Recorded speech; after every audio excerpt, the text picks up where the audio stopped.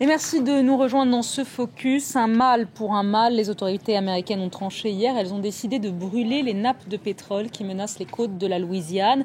Mais manifestement, ça ne suffit pas. Le pétrole se rapproche dangereusement des côtes américaines.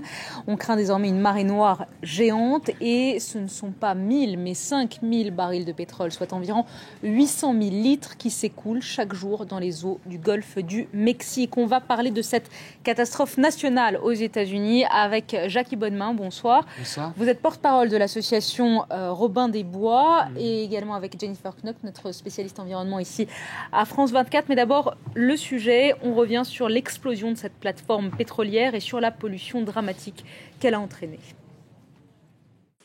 L'une des pires marées noires de l'histoire menace les côtes de la Louisiane. La plateforme pétrolière qui a explosé mardi dernier et sombré 2 jours plus tard libère environ 800 000 litres de brut par jour dans les eaux du golfe du Mexique. C'est 5 fois plus qu'estimé initialement.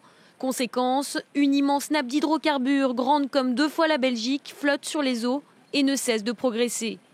L'exploitant de la plateforme British Petroleum tente par tous les moyens de stopper les fuites. Nous travaillons toujours activement. Nous luttons contre cette nappe avec plusieurs bateaux et de manière coordonnée. Les autorités testent en parallèle une solution d'urgence, la mise à feu du pétrole concentré en surface. Mais incendier cette nappe n'est pas une solution miracle et comporte des risques. Au bout d'une semaine de contact avec de l'eau, le pétrole est devenu une émulsion, une espèce de mayonnaise qui brûle très mal. Et d'autre part, ce qui va pouvoir brûler, une fraction relativement faible du résidu actuel, va générer des composés dommageables à la santé, cancérigènes. Les conséquences de ce naufrage pourraient être désastreuses pour cette zone très riche en faune et en flore. Les marais côtiers de Louisiane constituent un sanctuaire pour les oiseaux aquatiques. Et si le pétrole entre dans cette zone marécageuse, il sera difficile d'intervenir. Et une zone humide, c'est beaucoup moins facile à gérer en dépollution. Pourquoi ? Parce qu'il y a des canaux, il y a des myriades de petits îlots. Donc ça a un impact considérable. J'ose croire qu'il sera le moindre possible. À cette catastrophe écologique pourrait s'ajouter un désastre économique. 40% des fruits de mer consommés aux États-Unis sont produits sur ce littoral. Pêcheurs et ostréiculteurs seraient au chômage technique, alors que la Louisiane se remet tout juste, 5 ans après l'ouragan Katrina. On commençait tout juste à s'en sortir à nouveau. On n'avait vraiment pas besoin d'une marée noire qui va détruire nos crevettes, nos poissons et nos huîtres. Même si les conséquences restent pour le moment incomparables, le fantôme de l'Exxon Valdez n'est pas loin. En 1989, le naufrage de ce pétrolier américain sur les côtes de l'Alaska avait provoqué une gigantesque marée noire, la pire des États-Unis. Plus de 40 millions de litres de pétrole avaient été libérés. Seul un quart de la faune avait survécu. 20 ans après, le pétrole continue de contaminer la faune de la région. Les marées noires du passé témoignent des risques écologiques. En France, par exemple, lors du naufrage de l'Erika au large des côtes bretonnes en 1999, plus de 150 000 oiseaux avaient trouvé la mort. Aujourd'hui, aux États-Unis, le temps presse. Si la fuite n'est pas rapidement colmatée, les gardes-côtes n'excluent pas une des pires marées noires de l'histoire américaine. Alors Jackie Bonnemain, est-ce qu'on peut encore éviter une catastrophe majeure ? Écoutez, il y a une chose qui nous surprend beaucoup, c'est que ça s'est passé il y a 8 jours, le début, et que ça semble quand même bricolé. Quand on lit les journaux locaux, on se retrouve avec des bénévoles qui demandent où sont les pelles, certaines personnes qui disent il faut lâcher les retenues d'eau des barrages du Mississippi pour repousser avec l'eau douce l'eau noire.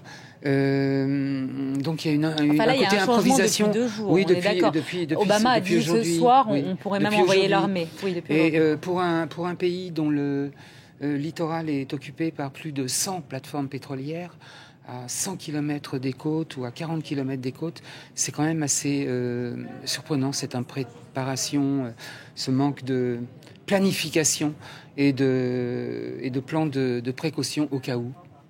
Alors Jennifer, apparemment brûler le pétrole ne marche pas.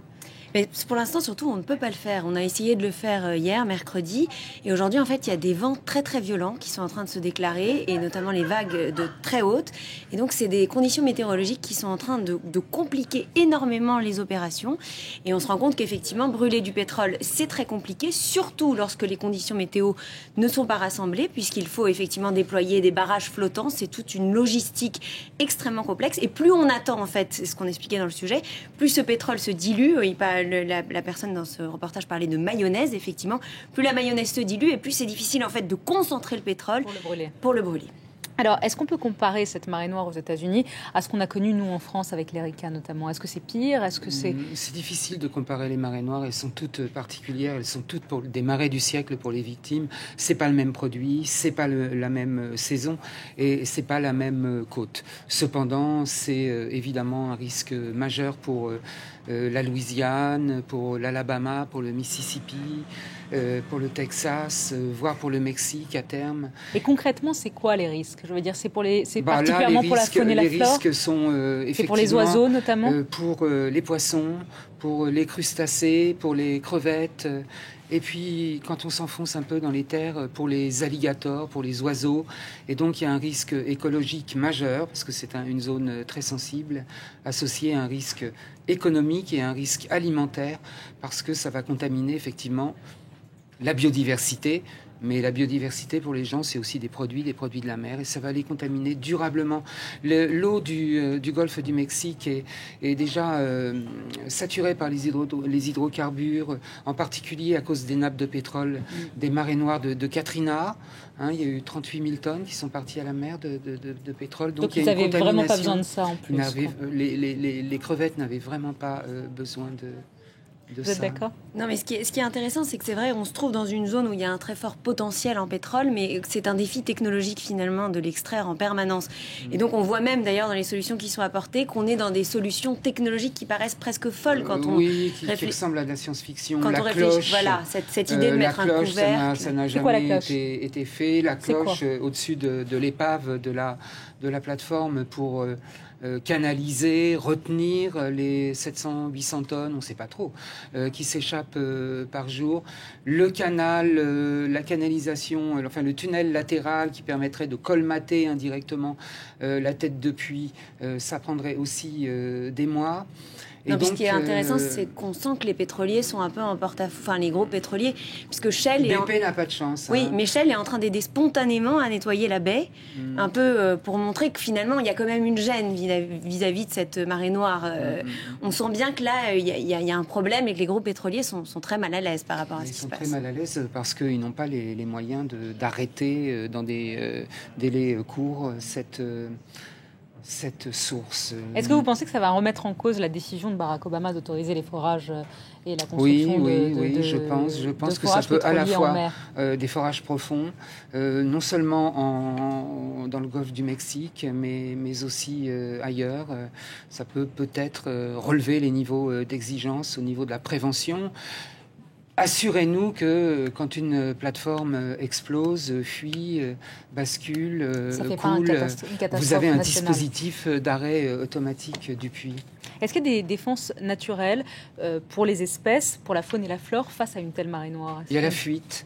Il y a beaucoup de mammifères marins, il y en a dans la région. Il y a beaucoup de poissons aussi qui sont étonnés par les odeurs et qui s'en vont.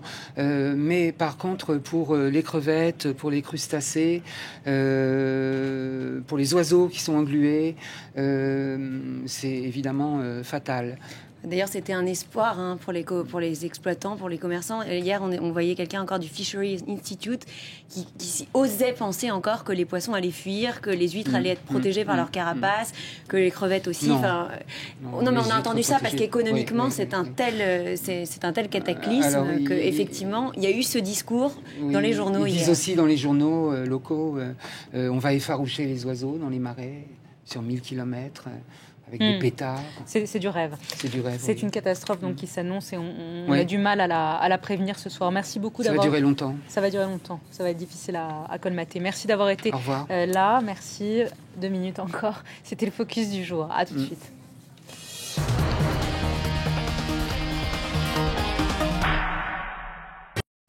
France 24 vous propose Les Observateurs. Un regard unique sur l'actualité, le vôtre. Des photos, des vidéos, des témoignages de nos observateurs au cœur des événements. Vérifiés par les journalistes de France 24 et publiés sur notre site. Les Observateurs, c'est aussi une émission où interviennent nos observateurs par webcam pour vous offrir un autre regard sur l'info. Les Observateurs, un réseau participatif et interactif de 5000 citoyens du monde. Les Observateurs, ce sont eux, c'est lui, c'est elle, et pourquoi pas vous? Rejoignez-nous sur observateur.france24.com et devenez acteur de l'information.